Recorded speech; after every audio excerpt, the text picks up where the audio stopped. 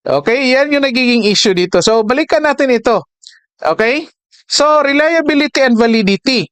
So, dalawa na nakikita natin. Again, ang basihan po sa pag-identify ng tamang or magandang instrumento.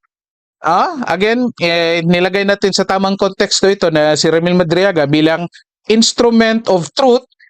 Tinignan natin, reliable ba or hindi? And then, sa unang live natin, nakikita natin na reliable na sinungaling siya or reliable yung kanyang pagsasabi ng hindi totoo.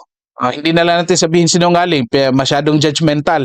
Sabihin lang natin, reliable yung kanyang pagsasabi ng hindi totoo. At the same time, yung mga pinagsasabi niya, wala tayong makuhang convergent evidence na susuporta doon sa impormasyon niya.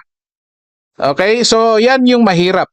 Pag nagkaroon ng problema sa dalawang ito, mga ka-psychology, reliability and validity, yung instrument of truth or yung instrumento mismo, sa case dito ni Madriaga, instrument of truth, nagiging walang kwenta, nagiging hindi valid. Ibig sabihin, susunod itong issue ng utility.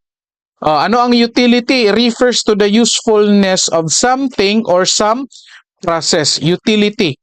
Ibig sabihin, walang utility value ngayon or nawala ang utility value ngayon dito ni Ramil Madriaga bilang instrument of truth. Okay, so kaya kung ako